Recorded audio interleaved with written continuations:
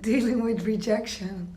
And as you might hear, is that I don't have a voice. And I'm very, very curious if you can hear me. Even with this voice, I want to know if you can hear me. Because I went on this amazing retreat the last 5 days. A retreat of Heart IQ, of Christian Pankhurst, and Embodied Intimacy with Rachel and Booster. And yeah, I've screamed a lot, I've cried a lot, and therefore my voice is not as it should be. So I hope you can hear me. And yeah, what I want to discuss with you is like what to do when he's just not that into you. You might have seen the movie, like when he's just not that into you. Rejection, yeah. For me, rejection is one of the hardest things to accept. And I think the recognizing part of when someone is just not that into you, for me was really like something I had to find my deal breakers and my selection criteria with it. And to really see like if someone is just not that into me, the hardest part for me to accept is maybe because of my patterns of my fear for abandonment. I don't know. But the acceptance of that someone just doesn't like you that much is sometimes, for me, it is so painful. And it feels sometimes like I don't know, as if I can't accept that someone maybe just doesn't like me. And the biggest thing I want to share with you, what I shouldn't do and what I didn't do, is because I have the tendency when someone just doesn't like me that much is try to persuade the other to like me, try to put words in their mouth, to continue something which maybe is not working. And yeah, what I shouldn't do is like, and what I don't believe is that we should work really hard to be seen, to be loved, and to be heard. And therefore, I really, what I've seen in this last week is that when someone rejects you, I shouldn't take it personal. Like, there's nothing wrong with me. There's nothing wrong with you if someone rejects you. It doesn't always have to do something with ourselves to understand why we receive a rejection.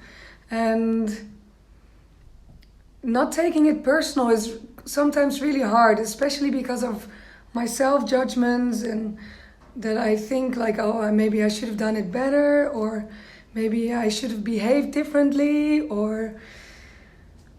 but after the rejection, what I face is like the fear, the pain, the sadness, the fucking anger which comes along with it. It's like what I've seen, especially this week, during this retreat of Rachel and Booster and Christian, is that I should not repress my emotions, suppress or repress my emotions. And what I have the tendency also is to become a victim. Like when someone rejects me, I feel sad, but because I suppress that feeling, a feeling of, how to say that, like a victim comes up. Once I accept the fact that I am sad and that I am angry, and that I am whatever, that it causes pain, then I have to, just face it. I have to come back in 1 second because my throat is gonna kill this. So give me 1 minute.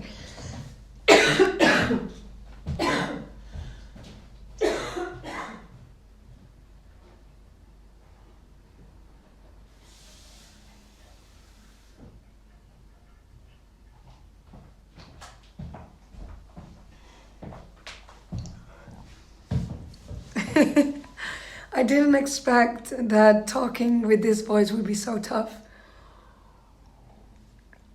So, to continue. So facing the pain and the sadness and the anger, it has to come out somehow. And luckily I had this week a retreat where I was able to express what I was feeling.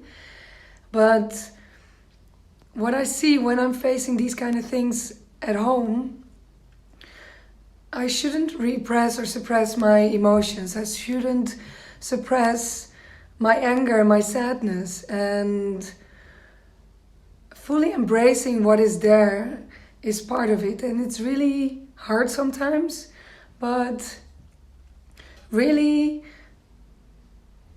like, the suppression creates the victim, and the victim is just miserable and not happy. So to continue, what I think is also important is to reflect on the connection you might have had, what I might have had with the other person. So reflecting on what my part in the relationship was. What is it that I was doing that wasn't helping in the relationship? And what I faced was that I was approaching the other person from a place of fear. And my last 2 vlogs were about this.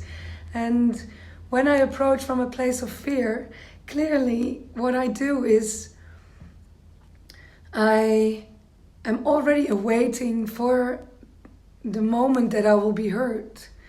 And